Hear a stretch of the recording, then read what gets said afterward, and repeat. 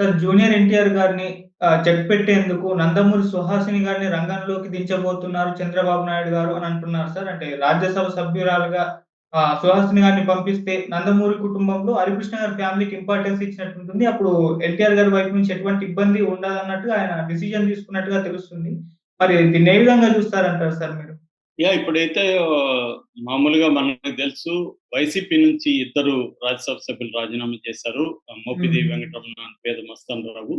So, ఈ 2 ఖాళీలైనాయి. ఈ 2 కూడా ఇప్పుడు టీడీపీకి కోటాలని పడుతుంది. ఎందుకంటే టీడీపీకి 135 సీట్లొచ్చాయి కాబట్టి, టీడీపీ కోటాలనే ఈ 2 ఉంటున్నాయన్నమాట. కాబట్టి ఇప్పుడు దీనికి పోటీ కూడా తెలుగుదేశంలో చాలా ఎక్కువగా ఉంది. ఇటు అశోక్ గజపతిరాజు కావచ్చు, ఖమ్మంపాటి రామ్మోహన్ కావచ్చు, కనక మేడల్ కావచ్చు, గల్లా జయదేవ్ కావచ్చు, తర్వాత పనబాక లక్ష్మి కావచ్చు, ఆలపాటి రాజేంద్ర ప్రసాద్ కావచ్చు. వీళ్ళందరూ కూడా దీనికి పోటీ పడుతున్నట్టుగా తెలుస్తుంది. కానీ చంద్రబాబు వ్యూహం వేరే రకంగా ఉంది.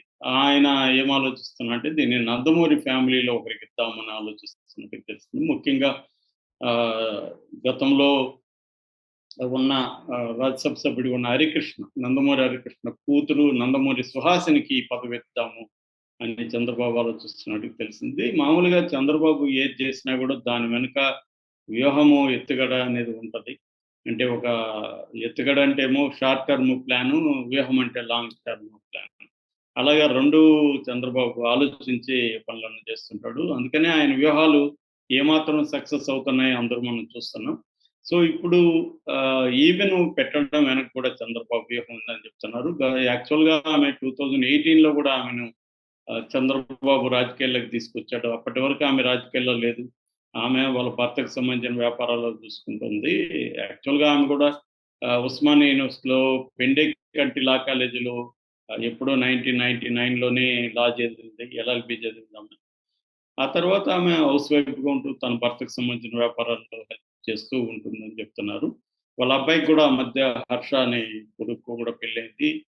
దాని తర్వాత ఆమె కొంత ఫ్రీ అయిందని చెప్తున్నారు. యాక్చువల్‌గా ఆమె 2024లో బిగినింగ్‌లో మన రేవంత్ రెడ్డిని కలవడం, అప్పుడు 'ఆంధ్రజ్యోతి' కూడా రాసింది ఆమె కాంగ్రెస్‌లోకెళ్ళిపోతుంది.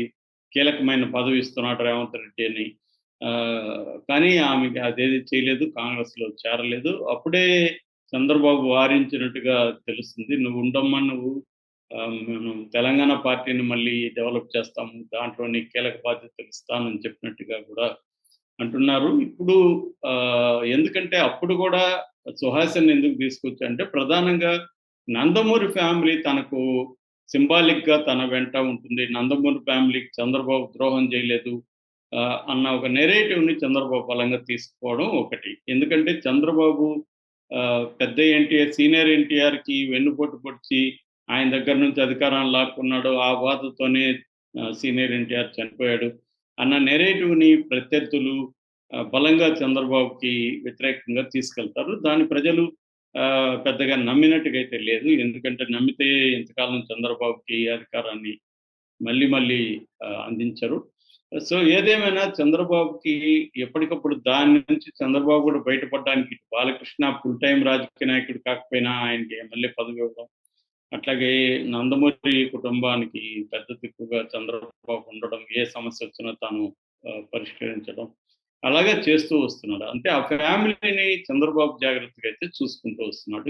ఈ కాంటెక్స్ట్‌లో సుహాసిని 2018లో కూకట్పల్లి నుంచి చంద్రబాబు పోటీ చేయించాడు. అప్పుడు కూడా ప్రధానంగా ఆయనకి ఒకటొచ్చి నందమూరి ఫ్యామిలీ తన వెంట ఉంచుకోవడం, నందమూరి ఫ్యామిలీకి సముచిత స్థానాన్ని నేను కల్పిస్తున్నానని చెప్పుకోవడం. నెక్స్ట్ జూనియర్ ఎన్టీఆర్ ఫ్యాక్టరీకి చెక్ పెట్టడానికి ఆమెను తీసుకురావడం.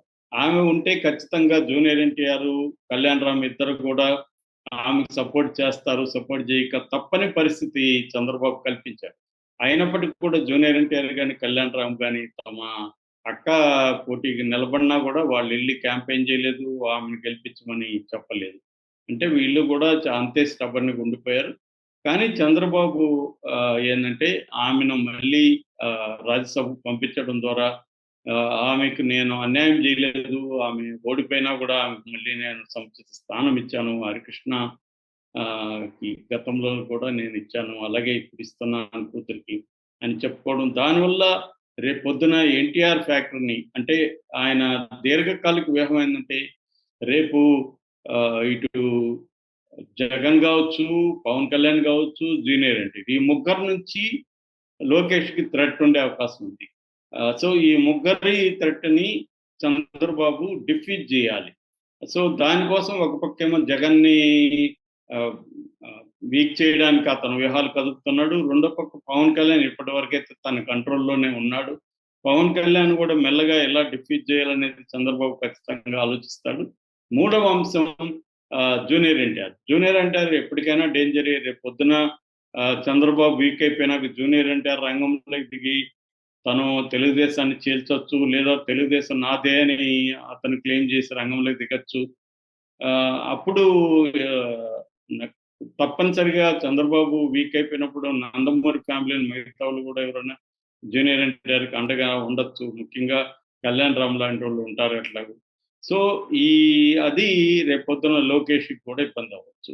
అందువల్ల చంద్రబాబు ఏందంటే లాంగ్ టర్మ్ ప్లాన్‌లో లోకేష్‌కి ఏవేవి రేపు ఫ్యూచర్‌లో ఎక్కడెక్కడి నుంచి థ్రెట్ ఉంది, దాన్ని ఎట్లా డిఫీట్ చేయాలనేది కూడా చంద్రబాబు వ్యూహంలో భాగంగా సుహాసినికి ఆహ్, రాజ్యసభ సభ్యత్వం ఇవ్వబోతున్నట్టు ఇప్పుడు మనకి చెప్తున్నారు. సుహాసిని కూడా దీనికి అంగీకరించిందని చెప్తున్నారు. యాక్చువల్‌గా కాంగ్రెస్‌లోకెళ్ళింది కూడా ఆమె ఇట్లాంటి పదవి ఇస్తారు. ఎమ్మెల్సీ గాని రాజ్యసభ ఇస్తారని ఆమె ఆశించిందని చెప్తున్నారు. బట్ చంద్రబాబు అప్పుడు దాన్ని అడ్డుకున్నాడు కాబట్టి ఆమె కాంగ్రెస్‌లోకెళ్ళలేదని చెప్తున్నారు. ఇది ఎందుకంటే మనం ఇప్పుడు చూస్తే పేపర్‌లో 2018 అందరూ చూస్తే క్లియర్‌గా ఆహ్, కాంగ్రెస్‌లోకి సుహాసిని కీలకమైన పదవి అని కూడా పెట్టి టైటిల్ పెట్టి రాశారు. సో, అది యాక్చువల్‌గా అట్లాగే మన మన తారకరత్న భార్య అలేఖ్య రెడ్డికి కూడా ఎమ్మెల్యే పదవి ఇద్దామని కూడా గతంలో అనుకున్నాడు. బట్ ఆమె రెడీగా లేదని చెప్తున్నారు. అందుకనే ఆమెకు కూడా ఇవ్వలేదు. భవిష్యత్తులో ఆమె గాని సిద్ధమైతే ఆమెని కూడా రాజకీయంగా ఏదో ఒక రకంగా సముచిత గౌరవం ఇవ్వాలని చంద్రబాబు ఆలోచిస్తున్నట్టుగా తెలుస్తుంది. అంటే ఈ నందమూరి ఫ్యామిలీకి ఇప్పటికి ఇంపార్టెన్స్ ఉంది. నందమూరి ఫ్యామిలీకి సంబంధించిన అభిమానులు గట్టిగానే ఉన్నారు. అట్లాగే కమ్మ సామాజిక వర్గానికి కూడా నందమూరి ఫ్యామిలీ ఇంపార్టెంటు. అందువల్ల నందమూరి ఫ్యామిలీని దూరం పెట్టకుండా వాళ్ళకి ఏదో ఒక పదవులివ్వడం, వాళ్ళని తనతో ఉంచుకోవడం అనేది చంద్రబాబుకి అవసరం. రేపొద్దున లోకేష్‌కి కూడా అదే అవసరం ఉంది. సో, చంద్రబాబు ఏందంటే ఇప్పుడు తన అవసరం, నెక్స్ట్ భవిష్యత్తులో లోకేష్ అవసరాన్ని కూడా చంద్రబాబు దృష్టిలో పెట్టుకొని వ్యూహాల్ని రచిస్తున్నట్టుగా మనకి అర్థమవుతుంది. ఆ నేపథ్యంలో ఆమెకు ఆహ్, రాజ్యసభ సభ్యత్వం ఇచ్చే అవకాశం కనిపిస్తుంది. ఎందుకంటే మామూలుగా అయితే ఇంకా 2 ఏళ్ల వరకు తెలుగుదేశానికి రాజ్యసభ సభ్యులు ఎవరు లేరు. కానీ ఇప్పుడు జగన్ తరపు నుంచి వాళ్ళిద్దరు రాజీనామా చేశారు కాబట్టి, నిజానికి రాజ్యసభ సభ్యులకి 2 ఏళ్లకైతే 25,00,00,000, 6 ఏళ్లకైతే 100,00,00,000 ఇచ్చే బిజినెస్ పీపుల్ కూడా ముందుకొస్తున్నారని చెప్తున్నారు. నిన్నంతా కూడా ఒక వార్త వైరల్ అయింది. అదేంటంటే 2 ఏళ్ల సర్వీస్ ఉండే రాజ్యసభ సభ్యుడు గాని ఇప్పుడు రిజైన్ చేసి ఆ స్థానాన్ని తనకి గాని ఇచ్చేట్టుకుంటే 25,00,00,000 పార్టీ ఫండ్ తెలుగుదేశానికి ఇస్తారని ముందస్తుకొస్తున్నారు. గల్లా జయదేవ్ లాంటోళ్ళు అని చెప్తున్నారు. ఒకవేళ 6 ఏళ్ళు కూడా రాజ్యసభ సభ్యులు ఉంచేట్టుకుంటే 100,00,00,000 వరకు కూడా ఫండ్ ఇవ్వడానికి మేము రెడీగా ఉన్నామని చెప్తున్నారు. సో, ఈ కాంటెక్స్ట్‌లో చంద్రబాబు ఫండ్ కోసం, ఇంకో దాని కోసం వాళ్ళకి ఇవ్వకుండా తన వ్యూహాలకు అనుకూలంగా తను వెళ్తున్నట్టుగా చెప్తున్నారు. ఎందుకంటే చంద్రబాబు డబ్బుల కేవలం డబ్బులే చోటు తనకి అన్నిటికంటే ఇంపార్టెంటు తను 5 ఏళ్ళు ఎలాగో పదవిలో ఉంటాడు. దాని తర్వాత కూడా తెలుగుదేశం రావడం, తన తర్వాత లోకేష్ ముఖ్యమంత్రిగా అవ్వడానికి ఇప్పటి నుంచి ఎటువంటి ముందస్తు ప్రణాళికలు ఎలా సిద్ధం చేసుకోవాలి, ఎక్కడెక్కడ ఇబ్బందులున్నాయి, ఆ ఇబ్బందుల్ని ఎలా అవాయిడ్ చేయాలి, ఎక్కడ ప్రమాదాలున్నాయో ఆ ప్రమాదాలను ఎలా డిఫీట్ చేయాలి, ఇవన్నీ చంద్రబాబు ఒక ప్లాన్ ప్రకారం వెళ్తున్నాడు. అందుకని నేను వ్యూహం ఎత్తుగడని. మామూలుగా విప్లవ ఉద్యమంలో వ్యూహం ఎత్తుగడ అంటారు వాటిని.